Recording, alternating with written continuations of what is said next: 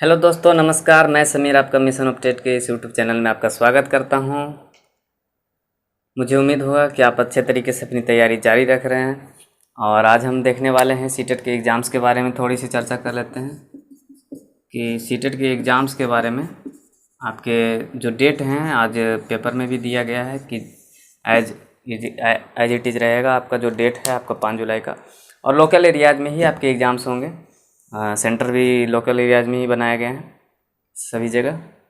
तो घबराएं नहीं। सबसे इम्पोर्टेंट चीज़ है कि आपका जो एग्ज़ाम है 5 जुलाई को ही है, और आपके पास अभी भी 1 महीने का टाइम है। और इस 1 महीने में क्या क्या पढ़ें जो बेहद इम्पोर्टेंट होगा आपके लिए। तो सबसे पहला काम आप करिएगा कि आज से प्रीवियस ईयर के सेट लगाने लगेगा और उसके क्वेश्चंस को देखिएगा कि किस तरीके से आते हैं, और उस क्वेश्चंस को आप अटेम्प्ट करने का प्रयास करिएगा। साथ में उसकी व्याख्या भी अगर पीछे दी गई है तो थोड़ा बहुत देखने का भी प्रयास करिएगा। आप अपने तरीके से खुद की भी तैयारी आप करिए।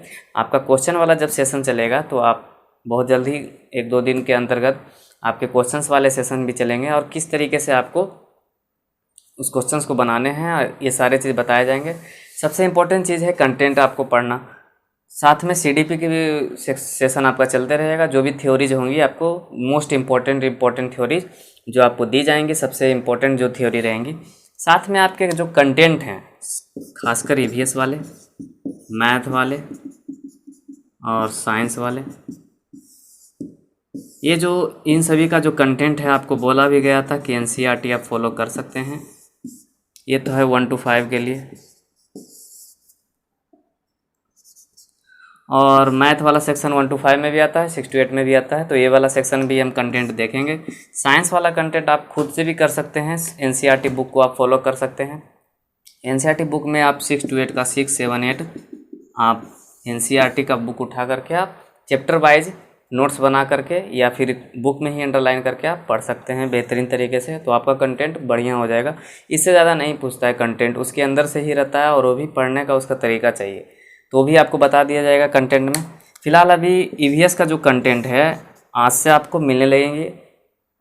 ईवीएस का भी कंटेंट मिलेगा आपको एक एक करके। 2-4 दिनों में ईवीएस का कंटेंट हम ख़त्म कर देंगे। फिर मैथ के कंटेंट पे चलेंगे, साथ में फिर टाइम रहा तो साइंस में भी चलेंगे, क्योंकि क्वेश्चंस भी हमें करना है। जितना ज़्यादा आप अभ्यास करिएगा उतना ज़्यादा आपके लिए बेहद अच्छा होगा। और सीडीपी वाला सेक्शन अभी हम लोग क्लियर भी करेंगे। तो घबराएं नहीं, टेंशन लेने की बात है नहीं। बस तैयारी अपनी जारी रखें, और जब तक समय है तब तक आप लड़ते रहें,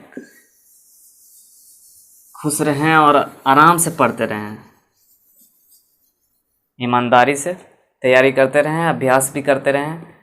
और आज हम देखने वाले हैं सीडीपी का पार्ट। सीडीपी का फुल फॉर्म पता होगा, चाइल्ड डेवलपमेंट एंड पेडागोजी।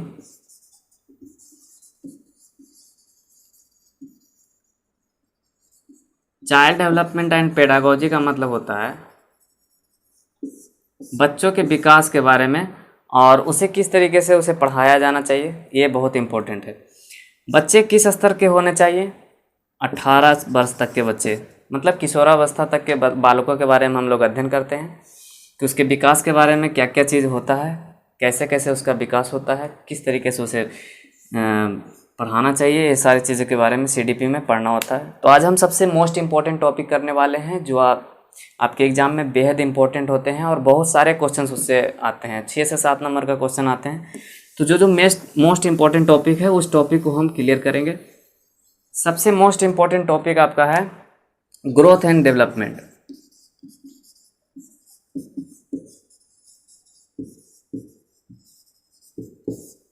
आराम से पढ़ेंगे हम लोग, सारे टॉपिक क्लियर करेंगे धीरे धीरे। ग्रोथ का मतलब होता है अभिवृद्धि, और डेवलपमेंट का मतलब होता है विकास। अभिवृद्धि और विकास, क्या अंतर है इन दोनों में? कौन बड़ा है कौन छोटा है, इसके बारे में देखते हैं क्या कैसे होता है। तो आपको पता होगा अभिवृद्धि का मतलब होता है वृद्धि, जो आप वृद्धि करते हैं, ग्रोथ जो आपका फिजिकली होता है। कहने का मतलब ये फिजिकली होता है, और आप इसे देख भी सकते हैं, देखा जा सकता है। ये फिजिकली होता है।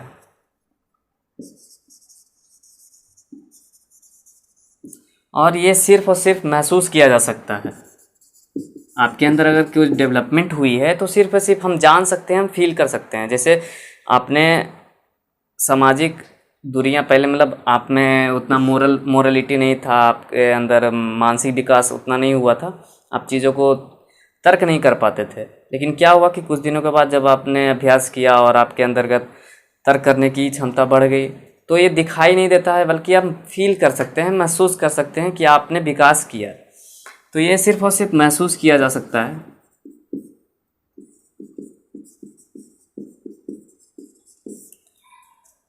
जब हम इसे देख सकते हैं और इसे फिजिकली रूप से, तो इतना याद रखिएगा, जब इसे देखा जा सकता है तो इसे काउंट भी किया जा सकता है, यानी इसे हम माप भी सकते हैं। तो कहने का मतलब ये मात्रात्मक भी होता है। आपका ग्रोथ जो होता है सिर्फ और सिर्फ मात्रात्मक होता है। कहने का मतलब उसे माप सकते हैं, क्वांटिटेटिव होता है। और ये जो होता है विकास आपका जो होता है, मात्रात्मक के साथ साथ आपका गुणात्मक भी होता है। मात्रात्मक के साथ साथ आपका गुणात्मक, ये दोनों चीज़ों में विकास होता है, तब आपका डेवलपमेंट अच्छे तरीके से होता है। कहने का मतलब इसे आप माप भी सकते हैं और आपके गुण भी विकास करते हैं। तो फिजिकली, और ये होता है क्वांटिटेटिव, और ये होता है क्वांटिटेटिव के साथ साथ क्वालिटेटिव। कहने का मतलब परिमाण के साथ साथ परिणाम दोनों होते हैं।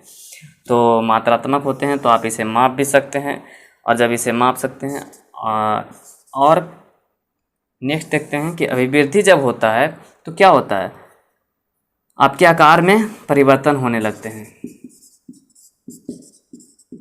आकार में परिवर्तन होते हैं। जैसे आकार में परिवर्तन का मतलब क्या हुआ कि आपकी हाइट बढ़ गई, आपके वेट बढ़ गए, तो ये सारे चीज़ आते हैं आपके ग्रोथ के अंतर्गत। तो ये ग्रोथ के अंतर्गत आते हैं। और विकास जो आपका होता है सिंपली क्या होता है, चेंज इन स्किल्स, थिंकिंग।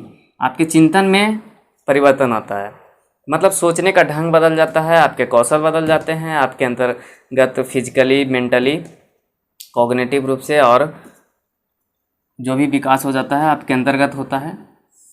तो चेंज इन स्किल्स कर सकते हैं,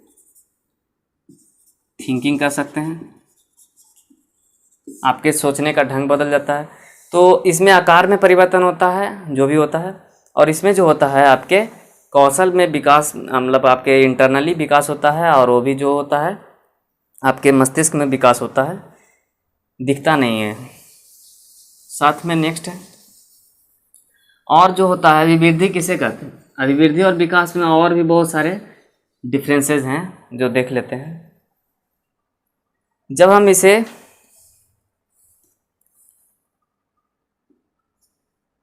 ये जो होता है अभिवृद्धि एक्सटर्नली होता है, मतलब बाहर रूप से होता है, क्योंकि हम उसे देख सकते हैं ना, तो एक्सटर्नली होता है।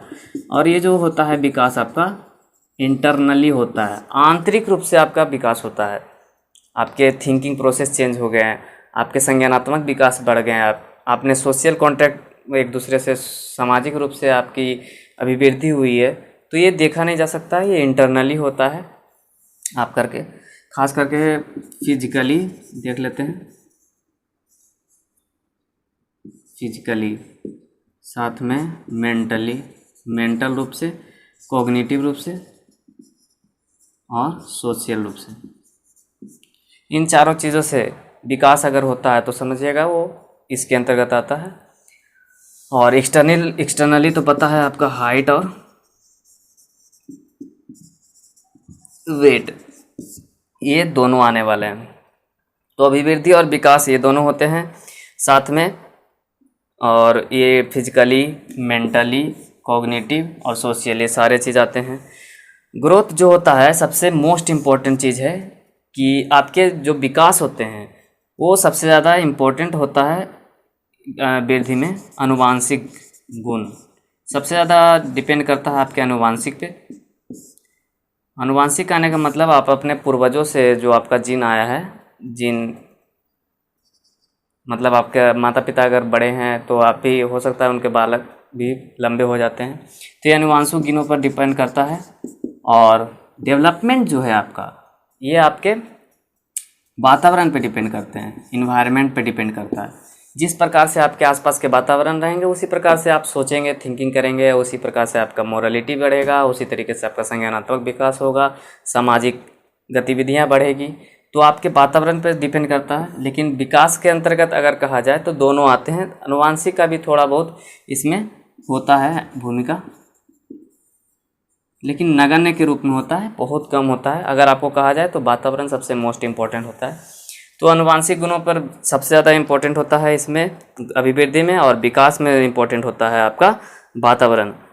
जब ये विकास होता है ना तो लीनियर प्रोसेस है, ये एक तरह का रेखीय प्रोसेस है, रेखीय रूप में होता है विकास, अभिवृद्धि।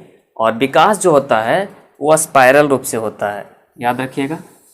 विकास जो होता है, अभी कल हम इसके सिद्धांत भी पढ़ने वाले हैं, तो सिद्धांत में हम देख लेंगे ये वर्तुलाकार होता है, स्पाइरल होता है।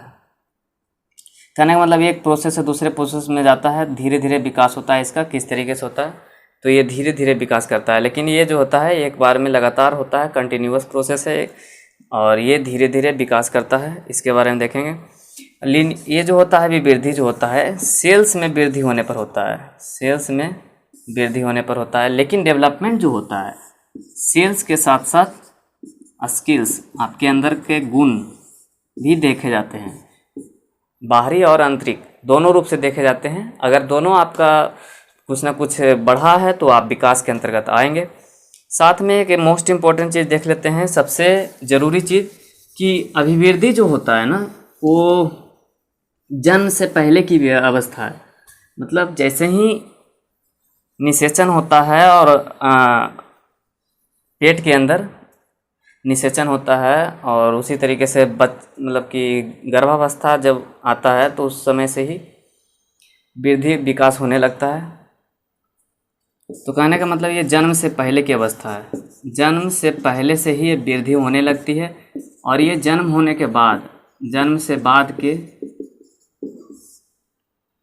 डेवलपमेंट का जो होता है, डेवलपमेंट आपके अंदर जो होता है विकास, वो जन्म के बाद होता है।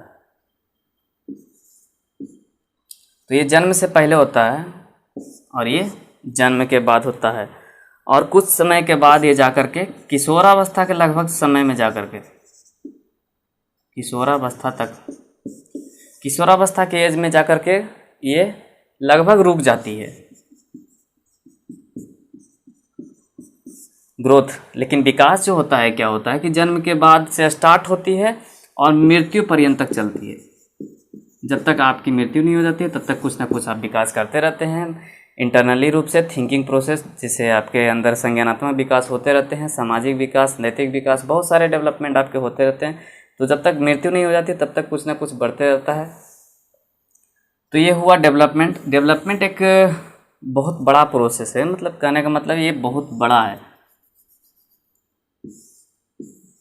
जैसे एक बर्तन है, एक छोटा सा बर्तन ले लीजिए, छोटा सा डिब्बा, बॉक्स, ये आपका ग्रोथ हो गया और ये हो गया डेवलपमेंट।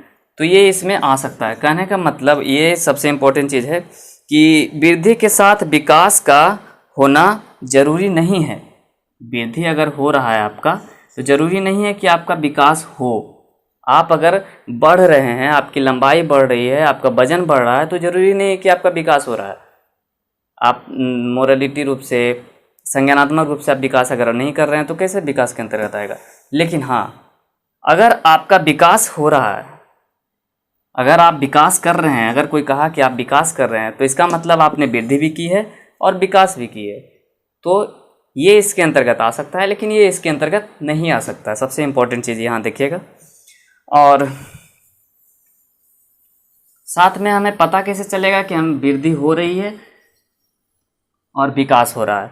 तो इसको हम टेस्टिंग के द्वारा, परीक्षण के द्वारा हम देख लेते हैं, मतलब मापते हैं स्केल के द्वारा और इसका वजन भी माप लेते हैं। तो इस परीक्षण के द्वारा हमें पता चल जाता है कि हम वृद्धि कर रहे हैं। और विकास पता चलता है कैसे, ये तो परीक्षण के द्वारा पता चल जाता है कि हमने विकास की है, लेकिन ये ग्रेडिंग के तहत होता है। कुछ क्वेश्चंस होते हैं, कुछ तर्क वाले, रीजनिंग वाले, उस तरीके से होते हैं, तब आपका देखा जाता है। और ये ग्रेडिंग प्रोसेस है एक तरह का, कि आपने विकास कितना की है ये देखा जाता है। लेकिन यहाँ परीक्षण से हम माप सकते हैं कि कितना विकास हुआ है। और एक मोस्ट इम्पॉर्टेंट चीज़ है कि जन्म के समय, जब आपका जन्म हुआ है, जन्म के समय आपका अभिवृद्धि, मतलब उस समय वृद्धि बहुत तेज़ी से होता है, बच्चों में वृद्धि बहुत तेज़ी से होता है, विकास धीमी प्रोसेस, उसमें विकास थोड़ा सा धीमा होता है। लेकिन वही जब बालक 18 से ऊपर जाता है तो वृद्धि होना थोड़ा सा मतलब वृद्धि लगभग रुक जाती है, एक निजी प्रोसेस। और विकास जो होता है उस समय से आपके विकास जो होते हैं, डेवलपमेंट जो होते हैं, वो बढ़ने लगते हैं। और ये जो होता है शुरुआत के समय में ग्रोथ आपका बहुत तेज़ी से होता है, और डेवलपमेंट जो होते हैं थोड़ा सा धीमे होते हैं, और इसमें ग्रोथ नगण्य हो जाते हैं और डेवलपमेंट आपका होते रहता है। और अगर दोनों में कहा जाए, दोनों एक दूसरे के कोऑपरेटिव हो सकते हैं, लेकिन अपोजिट नहीं हो सकते। सबसे इम्पोर्टेंट चीज़ है, एक दूसरे के उल्टा नहीं हो सकता कभी भी। और बहुत सारे चीज़ देखेंगे, ये सारे मोस्ट इम्पॉर्टेंट चीज़ है अभिवृद्धि और विकास के बारे में। हम इसके प्रिंसिपल भी पढ़ने वाले हैं, सिद्धांत भी पढ़ने वाले हैं कि किस तरीके से विकास होता है, और विकास और अभिवृद्धि दोनों के सिद्धांत एक साथ पढ़ेंगे। और कैसे पता लगेगा कि हम विकास कर रहे हैं, सबसे इम्पोर्टेंट चीज़ है के लिए फॉर्म ऑफ डेवलपमेंट।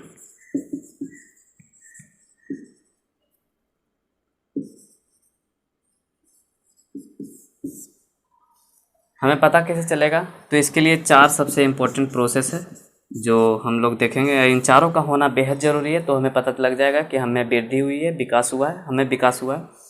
और विकास के अंतर्गत ही वृद्धि आते हैं। तो सबसे पहला चीज़ है, आपके आकार में अगर परिवर्तन हुआ है तो ये कह सकते हैं कि आप में विकास हुआ है साथ में। और इन चारों चीज़ का होना ज़रूरी है, आकार में परिवर्तन, और आपके चिंतन में, कौशलों में विकास हुआ है, आपके इंटरनली प्रोसेस में अगर विकास हुआ है, कौशल में आपके परिवर्तन हुए हैं, तर्क करने की क्षमता आपकी बढ़ी है, तो कह सकते हैं। और सबसे तीसरा चीज़ इम्पोर्टेंट है कि पुराने चीज़ों का लोप होना, पुराने चीज़ें का लोप होना, जैसे दूध के दांत टूट जाते हैं और उसके साथ में पुराने चीज़ों का लोप होना। दूध के दांत जब टूट जाते हैं तो उसके जगह पर नए दांत भी आते हैं, तो उसकी जगह पर नए चीज़ों का, जैसे कुछ बहुत सारे सेल्स ख़त्म भी होते रहते हैं, उसके जगह पर नए सेल्स बनते रहते हैं, जिससे हमारा विकास भी होते रहता है। तो पुराने चीज़ों का लोप होना और उसके जगह पर नए चीज़ों का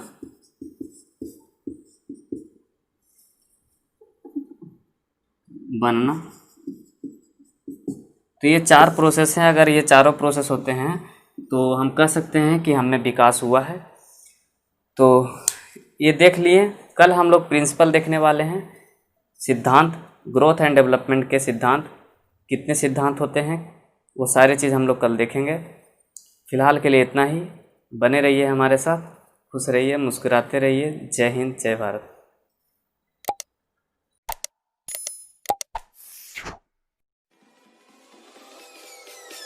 Peace.